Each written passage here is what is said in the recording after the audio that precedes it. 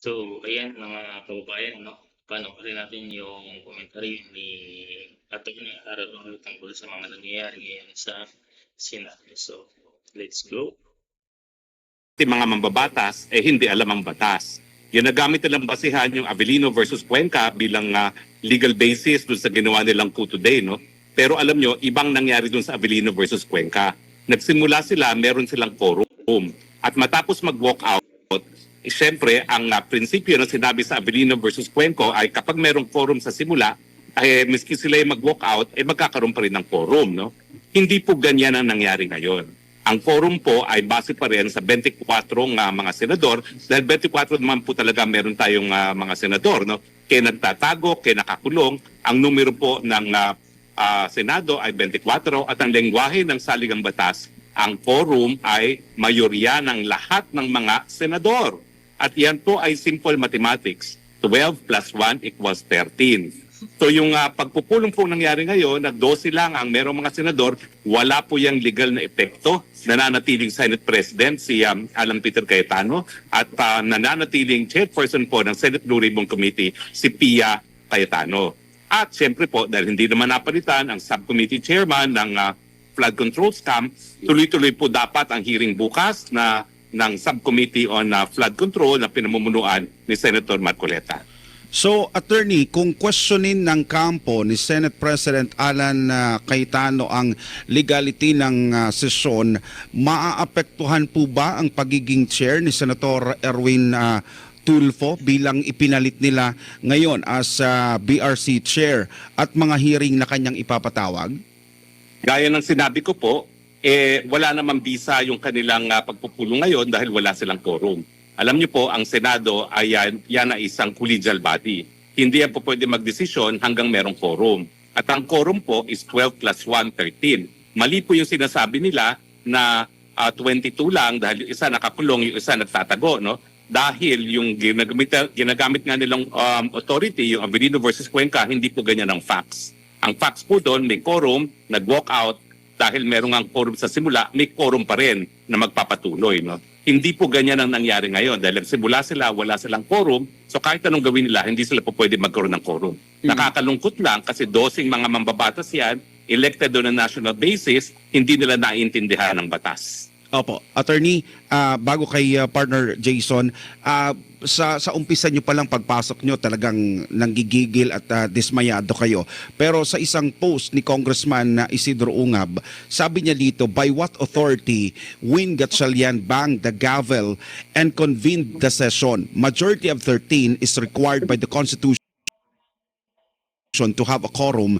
12 is not a majority. What's happening to our country? Nakakalungkot nga po, no? Dahil obviously ang kanilang intention ay wag matuloy yung subcommittee hearing ng flood control scam bukas, no? At lahat ay ginagawa nila para nga maisarado ang Senado at pagkatapos nga nilang di umano maghalal ng mga bagong opisyalis ng Senado, nagdeklara sila ng recess, no? Sine die, na sila ay babalik na lang sa session ng pagkatapos ng SONA, no? Alam nyo, pati yung declaration sine die, hindi po yan sinang-ayunan ng mababang kapulungan, no? So hindi po yan magkakaroon ng kahit anong epekto, no? Kinakailangan po kung sila ay magre-recess sine die, yan ay sang-ayon sa legislative calendar na pinagsunduan na ng mababang kapulungan at ng Senado, o di naman kaya kung mapapaaga gaya ng gusto nilang mangyari ngayon, ay dapat sinang-ayunan ng mababang kapulungan na wala naman pong ganyang pagsang-ayon. Ibig sabihin, walang bagong majority block. Wala po. Sila po ngayon ang dapat pumunta sa hukuman para magsabi na sila ang bagong majority block dahil ang hinalal po ng 13 Senate President ay walang iba kundi si Senate President Alan Peter Cayetano, at sila naman hindi nila dinidispute yan dahil alam nila na 13 ang boto para magkaroon ng Senate President, no? So dahil kinikilala pa rin nila ang Senate presidency ni Alan Peter Cayetano, natural, lahat ng mga posisyon ay sang-ayon sa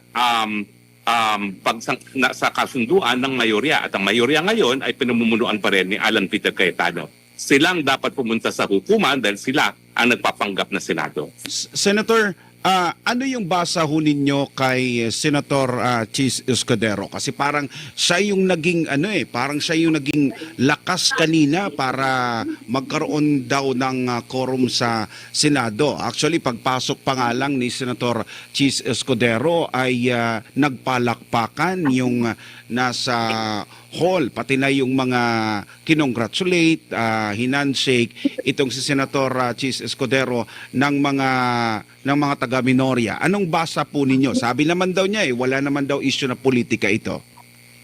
Well, unang-una po, no, nagmalahudas po si Chis Escudero. Kahit bali-balikta rin nyo, nagmalahudas siya doon sa mayorya. Ganun pa man, hindi sila marunong ng arithmetic. Dahil ang quorum pa rin is 12 plus 1, 13. Hindi po magkakaroon ng quorum ang 12. So kung siya ay magmamalahudas na lang naman, sana tama ang bilang nila. Sana kumuha pa siya ng isang tao, no, para makompleto yung 13. Pero dahil 12 lang po sila, wala pong ibig sabihin, walang legal na epekto ang mga pangyayari kanina sa Senado, nananatili pong Senate President si Alan Peter Cayetano.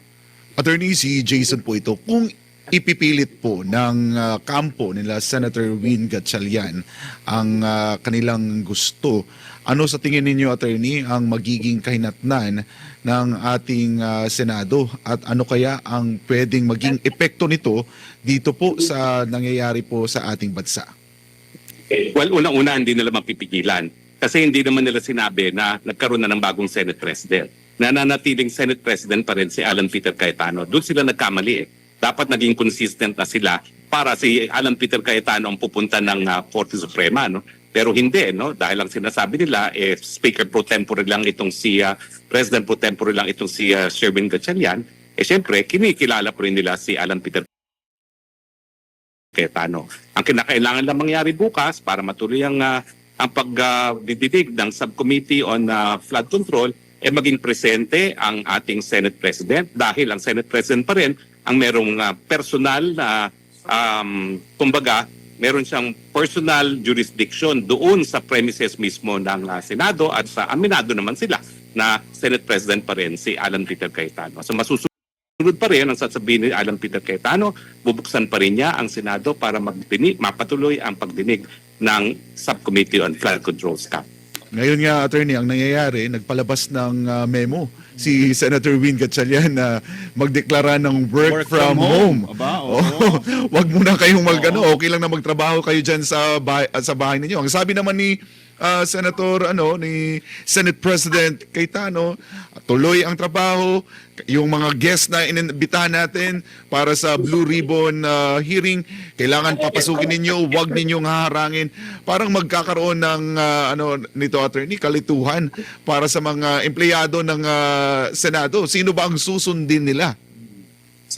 Alam nyo, malinaw po, no, kung yung mga empleyado naman ng Senado ay matagal na nagtatrabaho dyan, aminado naman itong grupong ito na nananatiling Senate President si Alan Peter Cayetano. Sinong susundin? Siyempre, yung Senate President. Ang nangyayari po ngayon, talagang ito po ay undeclared martial law. Alam nyo, pag martial law po kasi, walang writ of habeas corpus na isang garantiya na walang arbitrary detention. Pero nangyayari ngayon, nagtatanim kaso sila, puro non-bailable, gaya ng kaso na tinanim sa akin, kaso na tinanim kay Jinggoy Estrada, kay Pastor Kim at Polo Kibuloy. Ang resulta po niyan, baliwala rin ang writ of habeas corpus dahil non-bailable ang mga kaso. Bukod pa dyan, ginagawa ngayon ni Bangag Jr., ang ginawa ng kanyang diktador na ama na pinadlak ang Senado. At yan ang gustong tangkain ngayon ng BBM-12, no? Na ipadlak din ng Senado nang matigil ang mga investigasyon ng Senado dahil alam naman nila na kapag natuloy yan, lalabas at lalabas ng arkitekto sa likod ng flood control scam ay walang iba kundi Presidenteng Bangag. Attorney, bukod po ba dito sa flood control scandal, may nakikita po ba kayong may connection rin po ito doon po sa magiging impeachment hearing laban kay Vice President Sara Duterte na para bang meron silang kailangang manipulahin para magiging paborable kung ano man yung gusto nilang makuhang na resulta sa hearing? Malinaw po yan, no? Dahil alam naman nila na ang mga ebidensya ng House Prosecution Panel ay ko-questionin, no? Dahil karamihan ng ebidensya nila, kasama na dyan yung mga Nobody talks about how to start chair Tai Chi when Your belly sticks out like this. Your chest is heavy like this. Your back